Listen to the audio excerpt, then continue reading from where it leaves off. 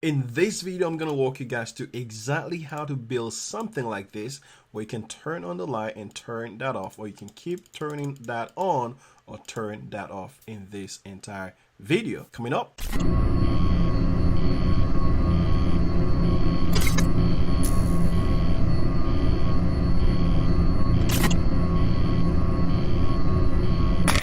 If this is your first time on this page, this is where we help you become a full stack developer. So definitely consider subscribing. All right, guys, without any further ado, let's kind of walk you guys through exactly how we can build something like this. Before we do this, let me kind of break it down for you. So we're going to be dividing this entire application into 3 steps. Again, it is something that is very, very simple, but don't worry, guys, we're going to do the best that we can that for everybody to be able to follow along. So step number 1, we're going to head over this website called Giphy. We're going to type into Google search for Giphy. We're going to go here. Once we're here, we're going to go here and search for the terms light bulb. So go behind this is we need to find a GIF that is animated with the lights that we want. Again, you can feel free to pick any one that you want, but for this we need to find something that we want in order to work with. So in that case, I find this one here. Now the big question is, how are we gonna be able to somehow write some JavaScript in order to make sure that it's paused or it's animated, right? But in order for us to do that, what we're gonna do is we're gonna need to find 2 images, okay? We're gonna explain them as we go along and kind of show you guys exactly how to do that. But for this, we need a total of 2 images. One of them that is animated and one of them that is not animated, something that is still, okay? Again, that might not make sense for you guys, but don't worry, we're gonna walk you through exactly how we can do that. But the other question is, how can we find the image that is not animated? So if we take a look at this entire UI, there is not a way for us to find the exact image that is not animated, right? Well, one thing I can do is this: go over the exact image, make sure that you are on the image, right click into this image and go under where it said inspect. And once I'm under the inspect tab, you should be able to see something like this. Again, that might look scary, but let me kind of show you guys exactly what we're looking for in order to get this done. So if we look at on this left side, and by the way, guys, this might not be on the same side, so this might be on the bottom for you guys, or this might be on the left for you. Wherever that is, make sure that you can still follow along. So what I'm looking for is 2 things. I'm looking for wherever the Giphy has something called poster. So if we take a look at here, I can see the poster, and within this poster attribute, there is a link to the image that is still, that is not plain. So I'm going to copy this one and paste this one into a new tab, and if we do that, we should be able to see the image that is not plain. So we got this one out of the way. The second thing we're gonna do is we're gonna go back and copy this one, the one with the image tag. So I'm gonna copy this one, right click and copy this one and paste this one into the browser. Now we got a link to 2 different GIF. One of them that is still, that is not plain, and one of them that is plain. Now you might be, okay, Sterling, I got that. You need 2 images, but how are you going to implement that logic inside JavaScript? Well, what we're gonna do in this case is this, okay? Check this out. Whenever the user click on this button, whenever they click this button, what we're gonna do is we're gonna somehow try to replace whatever this image was, which was the still image, and we're gonna replace it with the one that is animated. And if you think about it by now, we're gonna do the same process for when the user click turn off. Somehow we're gonna need to change the animated GIF and replace it with the one that is paused. And at the end of it, we'll end up having something like this where we play it and then we can turn that off. So that was step number 1, where we kind of show you guys how to get those 2 different image links. Step number 2, this is where we can actually go ahead and start coding some stuff in order to go ahead and get that out of the way. So first thing first, I need to navigate wherever inside your computer. You need to create a folder. I'm going to go here and create a very basic folder. I'm going to call this one light bulb demo, something like that. And once I give it that name, so what I'm going to do, I'm going to go ahead and find wherever you have your Visual Studio Code installed. For my case, I do have this text editor. So what I'm going to do is I'm going to try to open the folder that I created with VS Code. So I should have something like this. The goal behind this is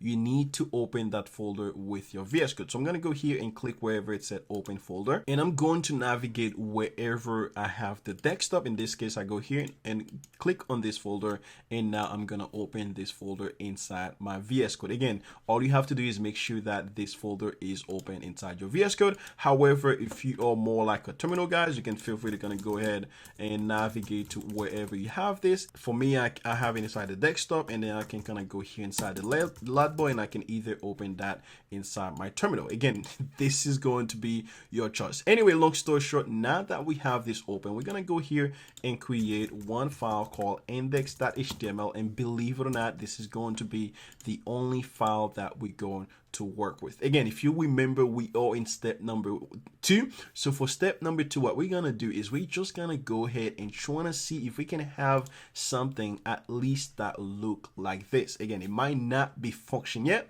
but we want to have at least something that looks exactly like this. So let's do that. I'm gonna start using some shortcut exclamation point, and now I have something like this. So I'm gonna say ladbulb app demo, something like that. And then after that, I'm going to go here and have a couple of things. First, I'm going to have a div with a container class. There we go. So I have a div with a container class, and inside that div, this is where I'm going to have my image. Again, remember guys, we're going to need to have an image. And then after that, I'm going to have another container that contain a couple buttons. So here I'm going to have a total of 2 buttons. So I'm going to go here and kind of have a total of 2 buttons. And here I'm going to go here and say turn on light bulb, whatever we want the user to say. And this one is going to be the one that said off. So we got a total of 2 buttons, one of them that say turn on and one of them that say turn off. For every single one of them, I'm going to give them an ID. And again, I'm going to go here and say turn on, turn off. And then this one, I'm going to say make sure that this one has a turn off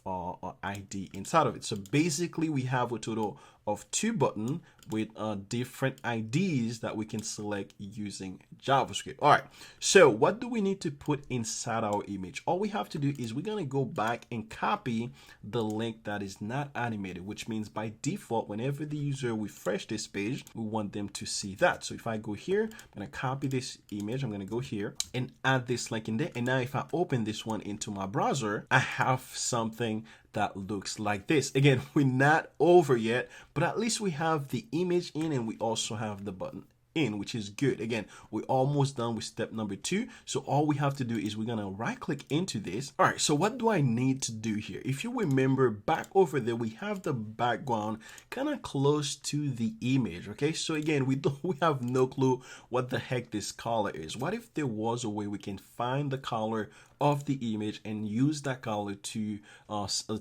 add that color into the background? But yes, we can do that. So how we can do that is this. So I'm going to go in this section, wherever I have here, I'm going to add whatever element. It doesn't matter, it could be any element you find. So what I'm going to do here, I'm going to add a color. Again, the color is not going to be something we use inside the code. We're just adding a color in order for us. Now if we click on it, we'll have access to this little toolbox. And check this out, if I hover over this, anywhere I can click, it will give me the color that I want to use, which is this code here. And I can copy this code. Now I can come back inside my CSS and I can start adding some style. I'm going to select the body, and in this case, I'm going to make sure that the background color is this color. And if I come back here, refresh, and boom, there you go, ladies and gentlemen, we have the body background color, which is kind of close to the image. So we're going to keep it for now. The other thing we want to do is we want to make sure that this is at least center. So what I'm going to do in this case is I'm going to select the container. So I'm going to go here and say, all right, I'm going to select the container. I'm going to give that container probably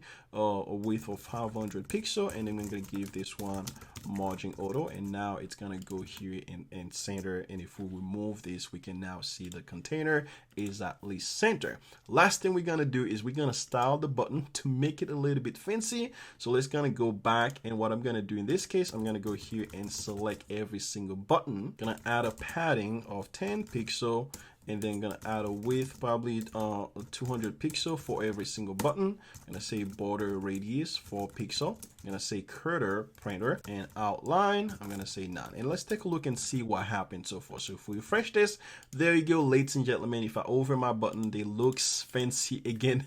They do not do anything, but at least so far we have something that kind of look exactly like this. All we do is we added some CSS style, and then we added our HTML. Again, if you haven't made it so far, please make sure you watch this in order for you to make sure that you at least are getting step number 2 completed. For step number 3, this is where we're gonna actually be doing the will logic that's gonna be doing the switch. Okay, remember, all we're gonna do is we're gonna replace the still image with the one that is being animated every single time that the user click one of those buttons. So how can we do that? First thing first, we need to tell the browser that we about to write some JavaScript. So in order for me to do this, I'm going to go here and type script, and script is a way to tell the browser that, hey, I am about to write some JavaScript in the browser.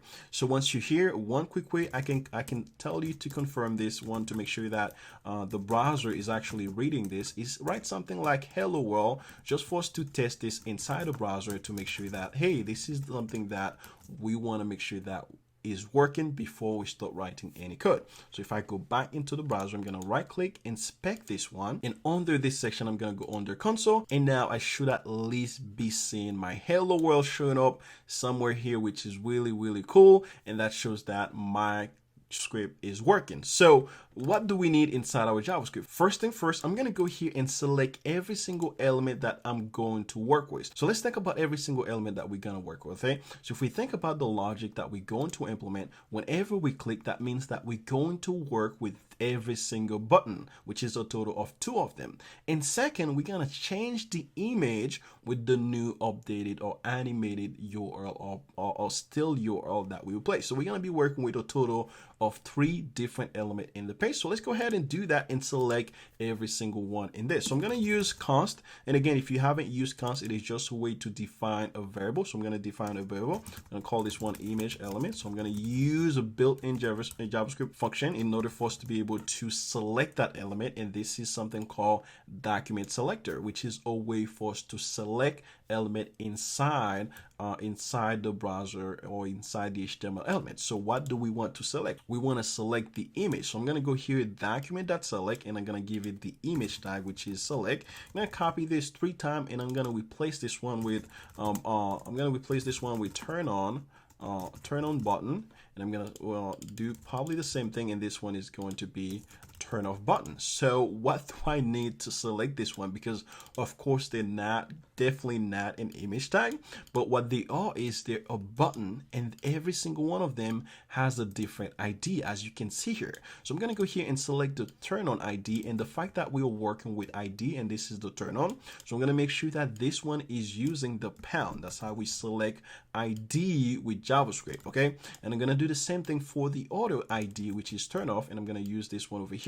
So I'm going to make sure that this one is using pound and turn off, and believe it or not, we are now selecting those 3 HTML elements. How cool is this? All right, next thing we're going to do is, remember, we're going to need somehow to hold the value of the still image and also the value of the one that is animated. So how can we do that? I'm going to go here and say animated image URL. I'm going to paste the link in there. I'm going to go here, and this one is going to be still image URL, something like that. And every single one of them is going to contain the value of what the image is. So for this one, for the animated one, I'm going to go back to the browser. Wherever you have the link to the animated one, I'm going to go here and copy this one, bring it inside my code, and there you go, we have this value now in here. Last but not least, I'm going to go back and get the still URL, which is this one. So I'm going to copy this one, right click and copy this one, and go back inside my code and paste it in there. And boom, believe it or not, we now get the animated and still images value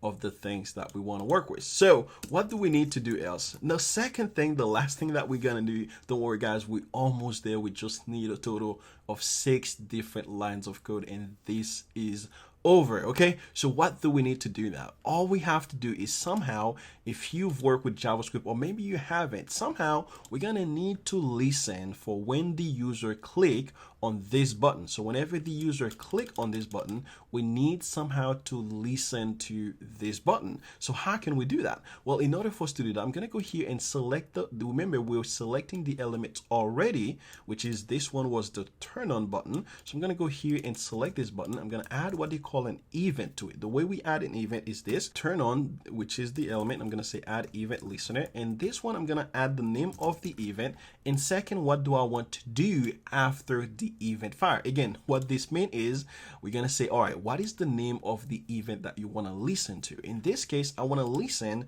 to the click event. Whenever the user click on this particular element, which is this button, which is the third non button, I want to do something. What do I want to do? I'm going to go here and write a function, and this function is the one that's going to tell me what I want to achieve. For now, I'm not going to go anything crazy. All I want to do for now to verify this work, I'm going to go here and console log again hello world. I'm going to remove the existing one and see if this works. So what I'm expecting to happen is this, okay?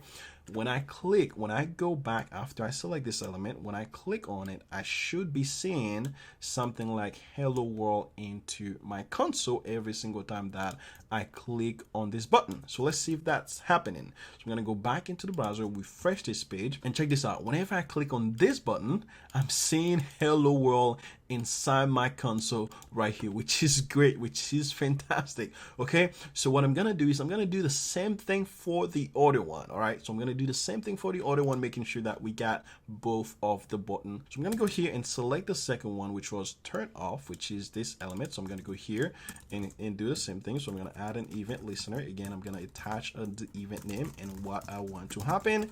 And for this one, I'm gonna copy this code and say hello world, and all of them should be displaying hello world into the page. So let's take a look and see if that's the case. So if I refresh this page and if I click this one, it said hello world, and if I click this one, you see it said hello world. So both of the buttons are working exactly as I wanted. However, what I really want to happen is not showing hello world in the page, but what I really want this to happen is whenever I click on this one to turn on, I want it somehow to select the image, replace whatever the image attribute S or C that is doing to replace it with the animated URL. And I want the same thing to happen for the turn off one. I want to replace the email attribute value and replace it with the still one. So how can we do that? Well, luckily, first thing first, we want to select the element, which is this one is the element. So I'm going to set an image element. I'm going to go inside the turn on for now. So I'm going to go, all right, let's select the image element, which is this one. Again, all we're doing is this. And then what I want to do is luckily JavaScript has a built-in function called set attribute. And what that is it allows you to set a new attribute value to the element that you're selecting. For this one, I'm selecting the image, which is again this one. So I'm going to set updating the attribute value with the attribute value on that image. Remember, what is the attribute value, which is S or C? That's the one that contains the URL of that image. So I'm going to select that attribute and I'm going to update it with the new value. Remember, what is the new value for the animated URL? Well, luckily we have stored them here. So all I have to do is copy this variable here, which is this. So I'm going to paste this one in there. Believe it or not, we are done with turn on images.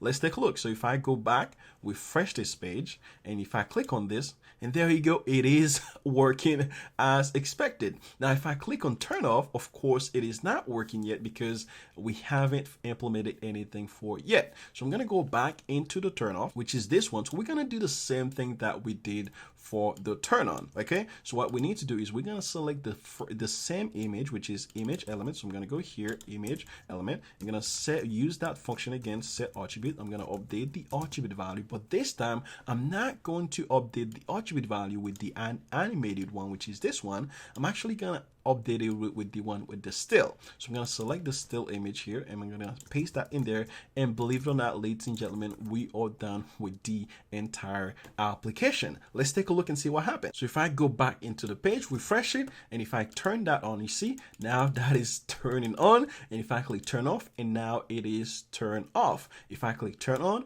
there you go, it's turned on. And if I click turn off, it is turned off. And there you go, it is working as expected. Before you go, I want to make sure I mention something here that is very, very important. Let's do a little bit of refactoring here, okay? Again, there might be some other refactoring that we can do, but let's kind of do something here that is a little bit more redundant. What I want to do is, what if there was a short way, because this name is just getting too long for us to write, right? Think about it. Document.query selector. It's just like so long, and after that we have to pass parentheses. I'm not sure if you guys have worked with jQuery before. With jQuery, just give you something very, very small to work with, such as $, and you can start selecting element. What if we could do something like this?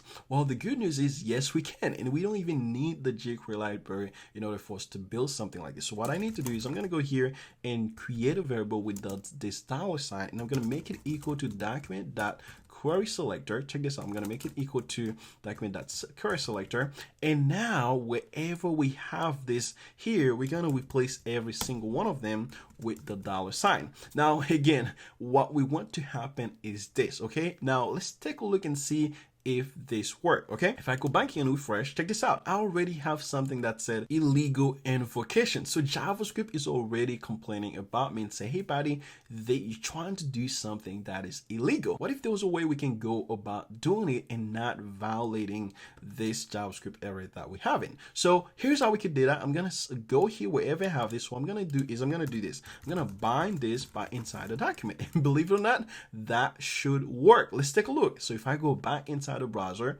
and if I refresh this, so if I turn on the light, and check this out, it is working, and I don't even see this error. If I turn that off, it is fully working again and again. So what the heck did just happen? So what is really happening is this, okay? So the bind thing here is returning a reference of the query selector and changing also the context of this inside the query selector. Again, you might be studying, what the heck did you just say? Let's put it this way. So think about it this way. Instead of us to kind of do like document.query selector, instead we go ahead and replace all of these guys with just $, and which is just a short way of us for us to kind of write this. And now if we kind of go back again, and boom, if we have that playing, and we have our entire application working as intended. If this is your first time on this channel, please do not leave without hitting the subscribe button. You're helping me creating video like this for people like you to find.